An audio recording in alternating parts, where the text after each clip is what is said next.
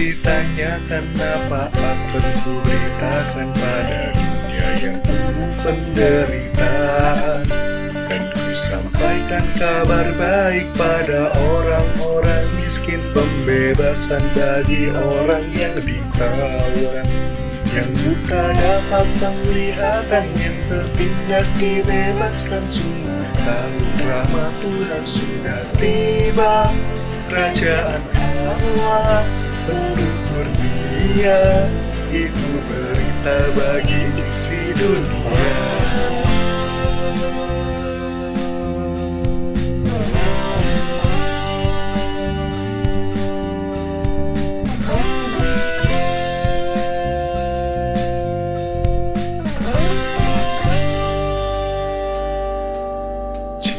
Padaku ditanyakan apa akan ku sampaikan pada dunia yang penuh dengan cobaan. Aku bersaksi dengan kata tapi juga dengan karya, menyampaikan kasih Allah yang sejati. Telah tersedia bagi kita pengampunan dan anugerah keselamatan dalam Kristus putranya. Kerajaan Allah penuh kurnia, itu berita bagi isi dunia. Kerajaan Allah penuh kurnia, itu berita bagi isi dunia.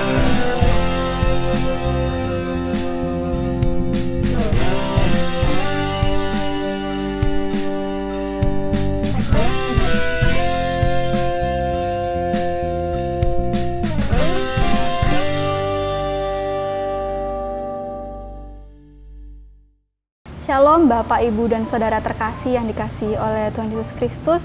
Semoga pada saat ini Bapak Ibu semuanya bisa dalam kondisi yang sehat, meskipun pada saat ini kita dalam kondisi pandemi COVID-19. Namun kita tidak boleh berhenti bersyukur akan Tuhan yang sudah memberikan kasih setianya dan menyertai kita sampai hari ini. Marilah kita juga berharap semoga pandemi COVID-19 ini bisa segera diselesaikan. Sungguh suatu sukacita yang luar biasa, karena dalam rangka acara Bulan Kesaksian dan Pelayanan pada tahun 2020 ini, kami dapat berbincang bersama-sama mengenai kesaksian dan pelayanan dengan salah satu hamba Tuhan, yaitu Bapak Pendeta Rudi Sowoyo, Sarjana Teologia yang saat ini sudah berada di samping saya. Bagaimana kabarnya Pak Pendeta? Baik-baik. Baik, puji Tuhan. Kamu bagaimana? Baik-baik juga? Puji Tuhan, baik Pak. Ya, di sini kami mengucapkan terima kasih karena Pak Pendeta sudah menyediakan waktunya untuk bersama-sama mengisi acara dalam rangka Bulan Kesaksian dan Pelayanan pada tahun ini, Pak. Seperti dalam panduan Bulan Kesaksian dan Pelayanan dari Majelis Agung, tema Bulan Kesaksian dan Pelayanan pada tahun 2020 ini adalah Roh Kudus menjadikan kita saksi dan pelayan Kristus, yang diambil dari dasar ayat Matius 5 ayat yang ke-13 dan ke-16. Matius 5 ayat yang ke-13 sampai 16. Garam dunia dan terang dunia. Kamu adalah garam dunia. Jika garam itu menjadi tawar, dengan apakah ia diasinkan? Tidak ada lagi gunanya selain dibuang dan diinjak orang. Kamu adalah terang dunia. Kota yang terletak di atas gunung tidak mungkin tersembunyi. Lagi pula, orang tidak menyalakan pelita lalu meletakkannya di bawah gantang, melainkan di atas kaki dian, sehingga menerangi semua orang di dalam rumah itu. Sungguh akan sangat berbeda apabila kita melihat situasi Bulan Kesaksian dan Pelayanan pada tahun ini dengan kita melihat dari tahun-tahun yang sebelumnya. Karena pada tahun ini Bulan Kesaksian dan Pelayanan kita dihiasi dengan adanya wabah COVID-19. Sehingga kerinduan akan Bapak dan Ibu sekalian untuk berkumpul bersama, kami ganti dengan acara diskusi Alkitab bersama dengan Pak Pendeta. Semoga ini semua bisa menjadi berkat bagi kita. Baik Pak, di sini kami mempunyai beberapa pertanyaan yang selama ini telah menjadi pergumulan bagi kami semua, khususnya yang berkaitan dan berkenaan dengan kesaksian. Ya. Untuk pertanyaan yang pertama, sebenarnya bagaimana sih Pak bersaksi yang baik dalam era modern pada saat ini Pak?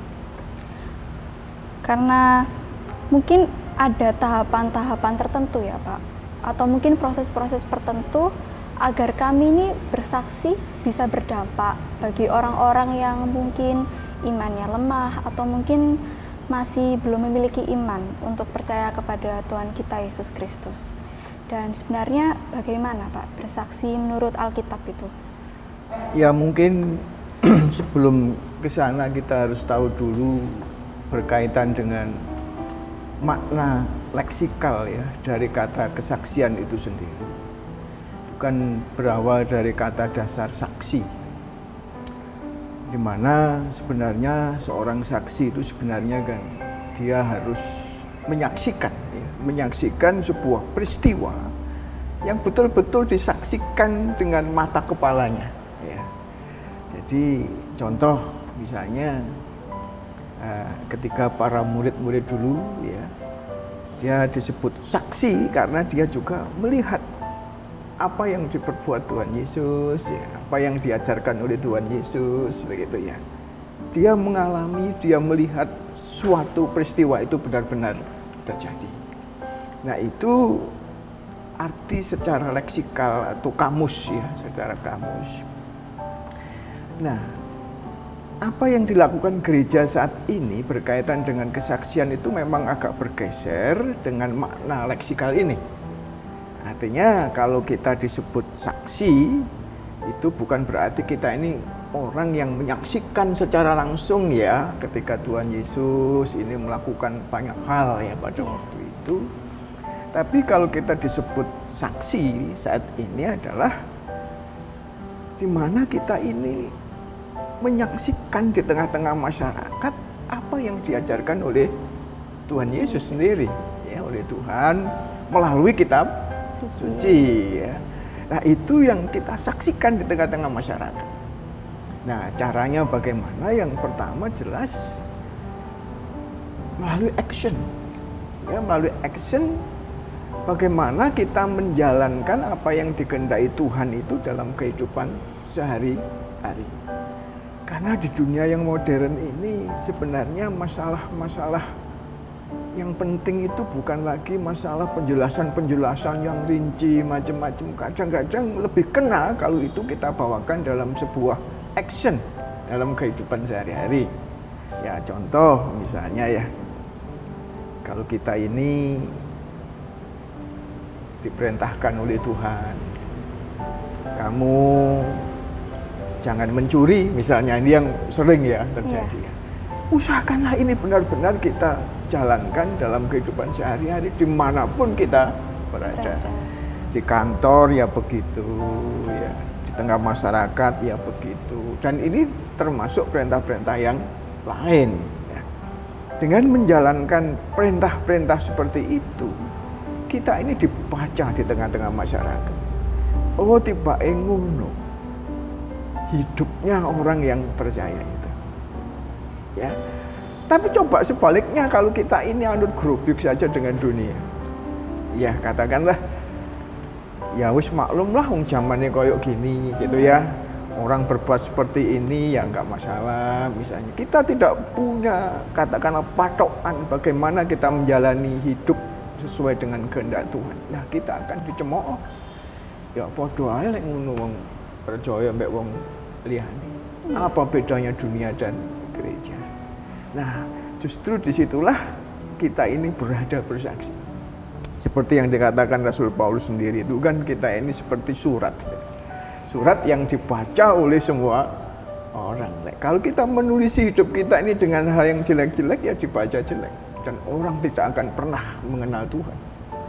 Oh tiba-tiba cuma begitu saja. Tapi kalau kita menulis hidup kita ini dengan hal yang baik, orang akan mengenal Tuhan. Oh seperti itu, tanpa kita ini harus apa ya, berteriak-teriak di tengah pasar tentang Tuhan Yesus, tentang apa dan lain-lain. Tunjukkan dirimu itu orang percaya dengan jalan menjalani apa yang dikehendaki oleh Tuhan. Saya kira itu kesaksian yang luar biasa menurut saya di kalangan manapun, lebih-lebih di kalangan milenial, anak muda sekarang kan dia tidak respect hanya diomongi, dinasehati ya. Tapi yang ngomongi, yang nasihati itu nggak melakukan apa-apa, ya kan? Contoh seorang anak nang orang tuanya menasihati, Nduk, ya kan? Kamu yang sregep nang gereja, tapi bapak ibunya gak nang gereja, nggak ada impactnya apa-apa, ya, pengaruhnya apa-apa. Jadi lebih pada action daripada hanya ngomong. Ya itu kesaksian saya kira di dunia yang modern lebih seperti itu menurut saya. Ya gitu ya. Sungguh motivasi ya Pak. Berarti memang kita ini juga perlu untuk melakukan action ini tadi ya.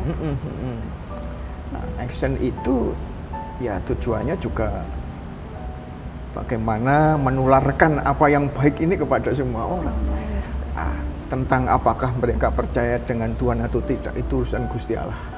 Ya. Tapi kita sudah menanam benih yang kita harapkan ini bisa bertumbuh. Iya. Baik, saya akan melanjutkan untuk pertanyaan yang kedua ya Pak. Nah, salah satu fokus dalam bulan kesaksian dan pelayanan tahun 2020 ini kan adanya wabah COVID-19 ini ya Pak. Nah, wabah COVID-19 ini kan nggak cuma menyerang tubuh kita, tapi juga menyerang mental dan spiritual kita. Jadi beberapa orang dari kita merasa ada mungkin kekhawatiran, mungkin ada yang juga merasa stres, kesedihan, keputusasaan. Ada beberapa orang yang merasakan ini karena mungkin pekerjaannya terhambat karena adanya COVID-19 ini. Kalau menurut saya, dari saya pribadi sebagai seorang pelajar, merasa kurang adanya semangat dalam belajar online ini.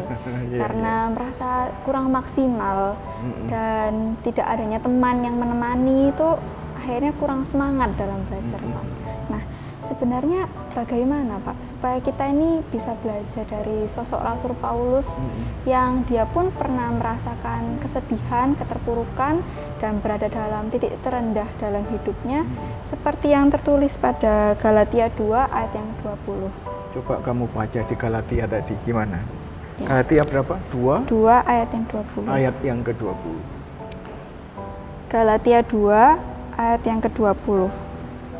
Namun aku hidup, tetapi bukan lagi aku sendiri yang hidup, melainkan Kristus yang hidup di dalam aku. Dan hidupku yang kuhidupi sekarang di dalam daging adalah hidup oleh iman dalam Anak Allah yang telah mengasihi aku dan menyerahkan dirinya untuk aku. Kalau menurut Pak Pendeta sendiri, sebenarnya bagaimana Pak supaya kita ini terhindar dari infeksi lah Pak ya, yang menyerang mental dan spiritual kita ini? Ya, saya kira memang wajar-wajar saja ya dalam situasi kondisi seperti ini. Kita tidak hanya takut karena corona, tapi juga takut banyak hal ya, termasuk kehilangan pekerjaan dan lain-lain, termasuk para pelajar tadi juga kurang kerentek belajar ya. Karena tidak ada semangat yang mendorong. Tapi saya kira ini kondisi yang nyata yang harus kita hadapi. Dan kita tidak boleh menyerah dalam kondisi seperti ini.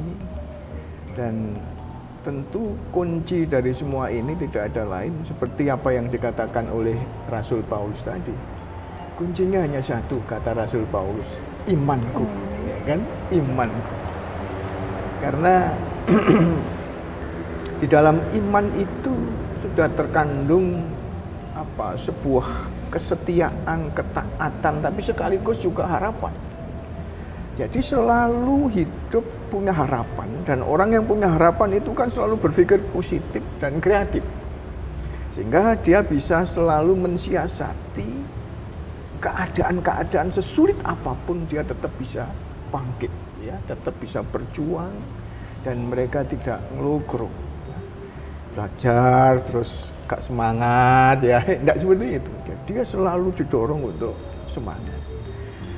tentu ya ini bukan masalah mudah ya, bukan berarti lalu kalau kita sudah beriman seperti itu kita kuat dan tanpa tantangan, tidak.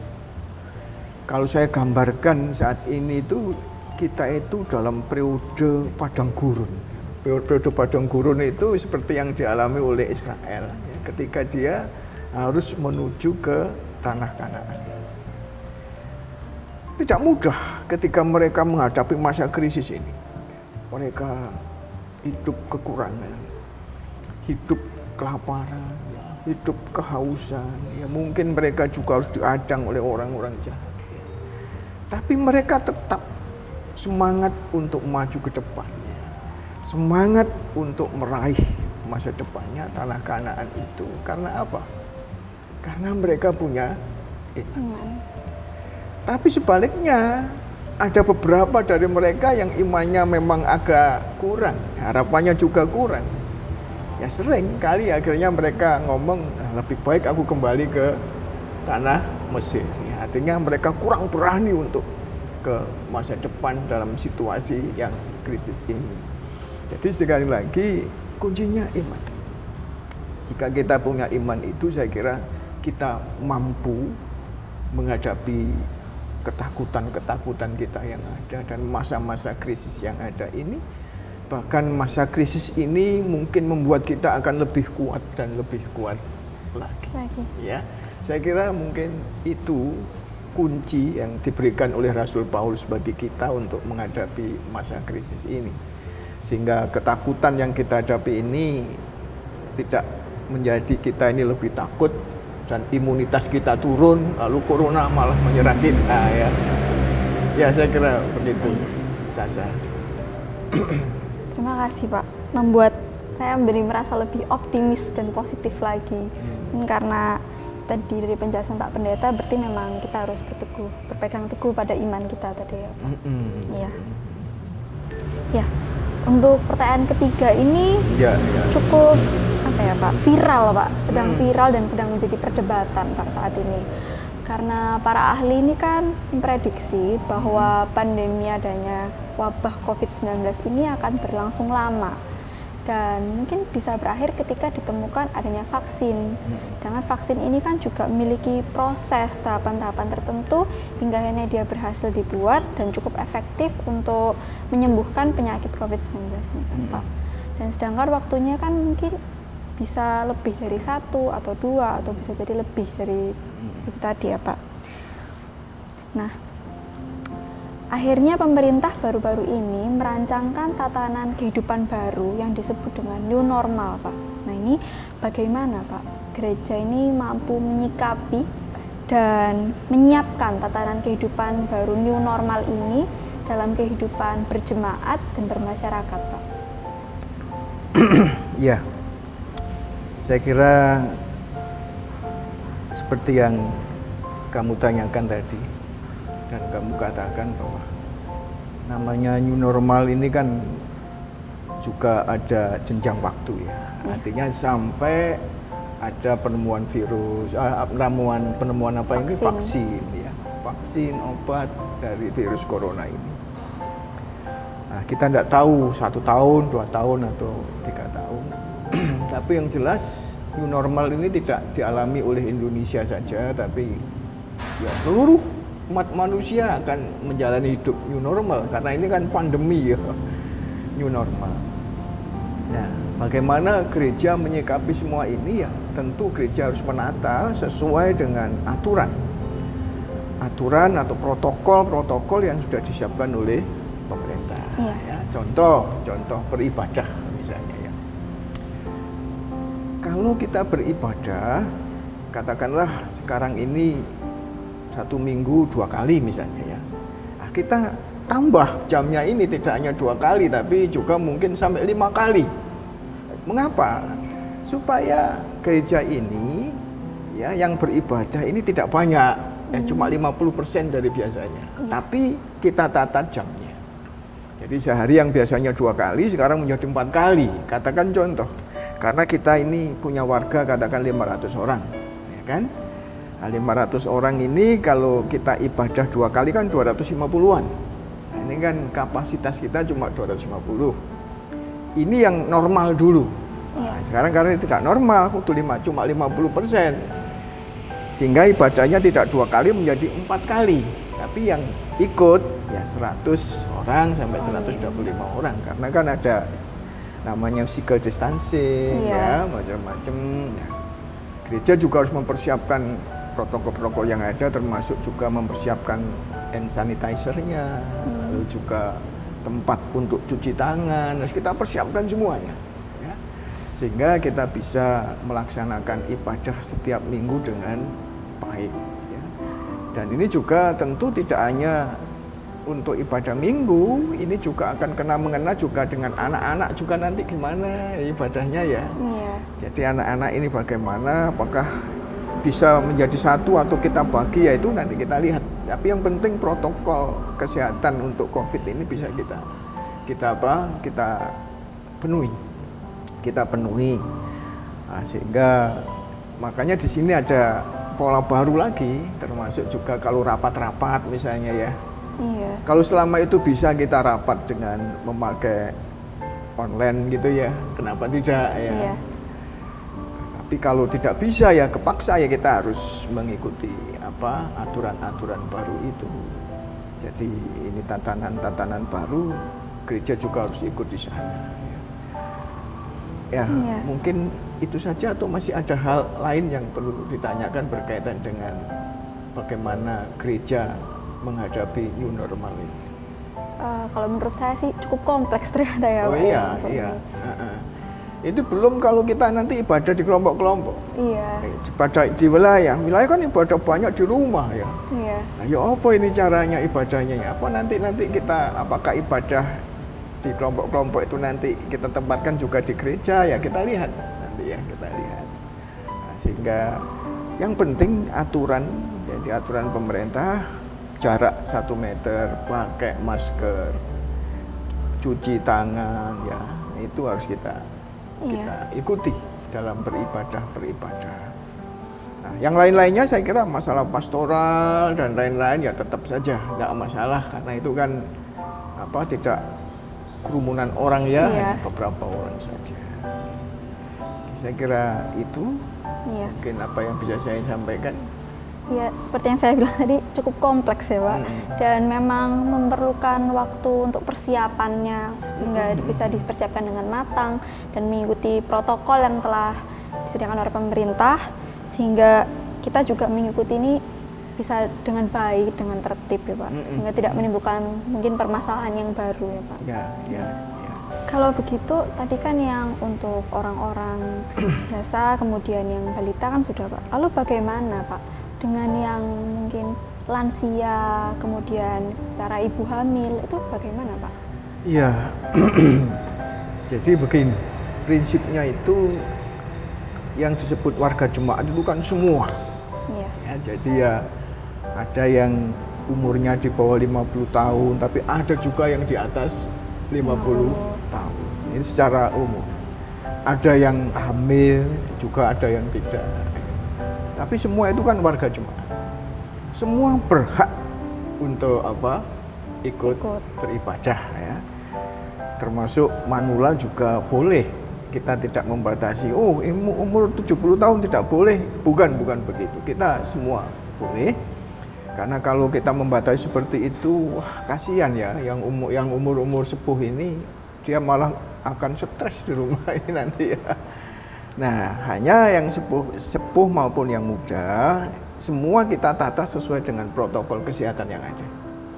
Nah, kalau ya, dia itu memang punya, katakanlah sudah merasakan tidak enak di rumah, di dalam tubuhnya itu merasa tidak enak, entah itu flu atau lain-lain, diharapkan dia tidak ke gereja.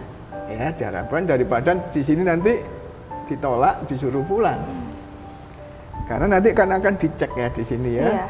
Kesehatannya rapid test macam-macam itu ya.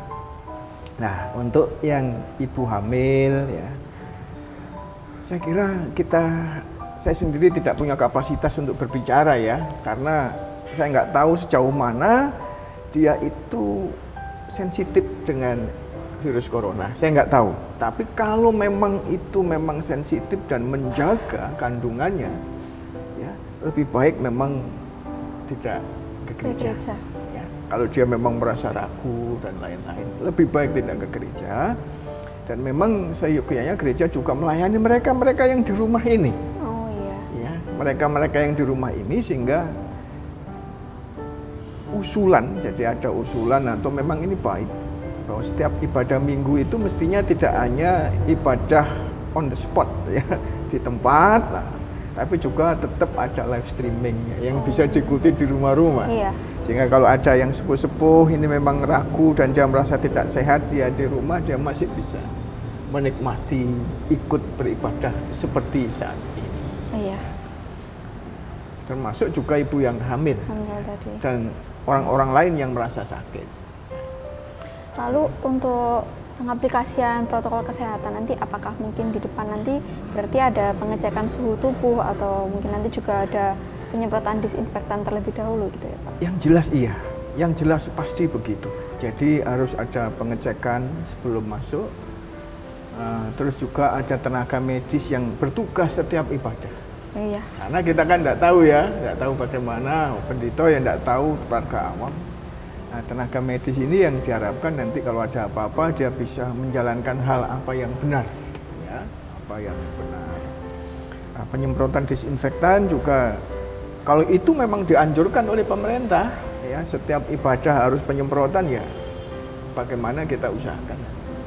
Kita sampai di pertanyaan yang keempat ya Pak. Ini menyangkut kaum milenial seperti saya Pak, yang tidak lepas dengan kehadiran teknologi yang selama ini menemani kami, seperti mungkin gawai atau mungkin komputer, karena dengan adanya wabah COVID-19 ini cukup membantu kami dalam pembelajaran, seperti pembelajaran online, kuliah online, kemudian sekolah, seperti itu. Nah, ini semua kan dilakukan dengan berbasis teknologi. Teknologi ini sendiri kan juga memiliki sisi positif ya Pak, yang bermanfaat bagi kami, terutama dalam kondisi COVID-19 ini ya Pak. Tapi kan juga memiliki sisi negatif Pak, yang berdampak juga bagi hidup kami. Nah, sebenarnya bagaimana Pak kami seharusnya memanfaatkan teknologi ini dengan baik, supaya bisa digunakan sebagai sarana bersaksi dan menjangkau banyak orang, khususnya dalam kondisi pandemi seperti ini Pak. Iya. Ya, saya kira namanya teknologi itu kan alat. Iya. Ya, teknologi itu alat. Ya, yang menentukan adalah manusianya. Ya, manusianya dibuat apa teknologi itu. Ya, oleh karena itu, menghindari masalah-masalah efek-efek negatif dari teknologi, bukan teknologinya yang disalahkan, tapi justru manusianya itu yang harus dipersiapkan betul-betul. Sehingga kalau manusianya itu betul-betul sudah siap, artinya senjata apapun yang dipakai, dia akan dipakai hal yang baik, ya kan? Kalau imannya sudah mantap, dia tahu apa yang dilakukan, nah, teknologi pasti dilakukan dengan hal yang baik. Contoh, ya, teknologi seperti yang kamu katakan tadi kan, ada banyak efek positifnya. Iya. Efek positifnya dengan teknologi kita bisa rapat bersama-sama ya tanpa kontak langsung ya, pakai Google Meet, ya, pakai Zoom dan lain-lain. Ini kan yang positif-positif. Tapi ada yang banyak negatif. Nah, yang negatifnya tidak ada orang yang ngontrol selain diri kita sendiri. Orang tua juga tidak bisa, siapapun tidak bisa, ya kita sendiri. Bagaimana kita bisa memakai alat ini dengan positif, ya? Dan menurut saya teknologi sangat membantu kita ya, sangat membantu kita dalam bersaksi dalam hal apapun, termasuk contoh di masa-masa COVID ini kan. Iya. Khotbah bisa apa? Pakai live streaming bisa didengarkan di mana-mana. Ini tidak kebayang waktu itu kita ini ya. Paling didengarkan hanya 100 orang, sekarang bisa 1000 orang, macam-macam ya. Termasuk juga anak-anak muda. Mungkin dia bisa beribadah dengan memakai seperti ini ya. Ini kan hal-hal positif yang bisa kita pakai untuk teknologi. Dan lebih daripada itu, ya sebetulnya sudah jauh-jauh lah kita itu harus mempersiapkan bahwa gereja ke depan kita ini sebetulnya memang gereja yang sangat digital ya. gereja yang elektronik. Dalam arti begini, kedepannya kita ini booming generasi milenial. Kedepannya generasi Z itu yang melek teknologi, ya, beda dengan generasi saya yang gagap teknologi ya. Nah, generasi ini dia begitu sibuk sebenarnya ya. Tidak seperti dulu. Dulu banyak waktu, tapi saat ini mereka itu banyak kegiatan yang harus ditangani, sehingga bergereja kadang-kadang ini waktunya begitu sedikit, mepet sekali ya. Iya. Nah, makanya gereja perlu menyapa mereka. Selain dengan ibadah konvensional,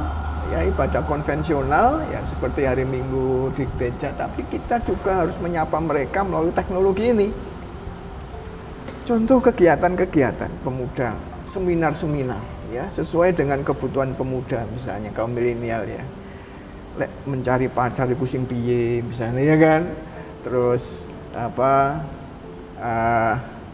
bagaimana menjadi kaum milenial, dan tema-tema itu yang kita kembangkan, menyapa mereka. Ya, itu kan mereka bisa buka lagi ya. Ini kan jejak digitalnya kan tetap tersimpan. Iya. Mereka akan bisa mengulang-ulang ya untuk membuka itu lagi ya, mendengarkan dan macam-macam. Nah, kalau mereka ini kita undang ke gereja, susah mereka akan datang. Jadi memang ada dua paduan ke depan ini, gereja yang elektronik, yang digital itu, tapi juga gereja yang konvensional yang kita tetap pertahankan. Karena yang konvensional kita perlukan juga, karena namanya persekutuan itu kan memang perlu, kita bertatap muka, tidak bertatap HP atau bertatap komputer ya, bertatap muka ya. Nah, di situ ada kita bersama-sama berbicara dan lain-lain, sehingga memang diperlukan yang tetap konvensional. Ini berjalan bersama-sama nanti. Jadi memang itulah positifnya teknologi. Kita bisa menyapa kaum milenial itu melalui hal-hal seperti ini. Ya, seperti yang kita buat ini, nanti kita menyapa banyak orang, termasuk nanti generasi muda. Jadi itu saya kira sisi-sisi positif negatif ya dari teknologi. Sekali lagi bahwa teknologi itu hanya alat ya, kita yang menentukan. Makanya harus dipersiapkan betul seluruh orang-orang yang percaya, termasuk generasi milenial itu, dia bertanggung jawab untuk menggunakan teknologi itu ya dalam sisi-sisi yang positif. Kalau begitu bagaimana menurut Pak Pendeta apabila generasi milenial ini Pak melakukan kesaksian secara online gitu Pak? Mungkin kesaksian ini dibuat dalam mungkin konten YouTube yang sekarang sedang booming gitu Pak. Bagaimana menurut Pak Pendeta? Itu bagus menurut saya. Boleh. Ya kenapa? Katakanlah kalau dulu orang bersaksi itu kan melalui ibadah gitu ya. Sekarang kalau kita mengalami sesuatu yang luar biasa dan kita ingin bercerita melalui YouTube itu nggak masalah. Boleh saja. Ini gereja mulai terbuka dan tidak ada orang yang bisa melarang. Ya. Asalkan itu sesuai dengan aturan sekali lagi. Kalau kita bersaksi terus sangat negatif, tidak sesuai dengan aturan, ya mestinya yang kurang baik. Ya. Tapi sekali lagi, meskipun begitu masih ada rambu-rambunya. Ya. Bagaimana itu kita bersaksi secara positif. Jangan merusak kebersamaan di dalam kita berbangsa, bernegara dan seterusnya. Ya. Ya, ternyata cukup banyak ya Pak positifnya. Oh ya, sangat banyak menurut saya. Kita harus bersyukur ya dengan perkembangan teknologi ini. Ya. Dan sangat membantu untuk generasi milenial ini. Oke. Ya, tapi kan kita tetap harus waspada dengan negatifnya tadi, kan kembali lagi kepada diri kita sendiri Pak ya, untuk mengontrol si negatif tadi ya. Tidak terasa Pak, ternyata kita sudah berbincang-bincang cukup lama dan kami merasa terberkati, tercerahkan atas jawaban dan paparan dari jawaban Pak Pendeta tadi. Ya, sekali lagi kami mengucapkan terima kasih kepada Pak Pendeta karena telah menyempatkan waktunya untuk berbincang-bincang bersama kami dalam acara diskusi Alkitab ini. Kiranya Tuhan memberkati setiap pelayanan Pak Pendeta dan ini semua bisa menjadi berkat bagi kami. Demikian juga kami menyampaikan terima kasih kepada Bapak dan Ibu dan saudara-saudara terkasih Tuhan Yesus Kristus yang telah menyaksikan acara diskusi Alkitab pada kali ini. Kiranya Tuhan berkati kita semua. Sampai berjumpa di acara yang berikutnya. Tuhan Yesus memberkati.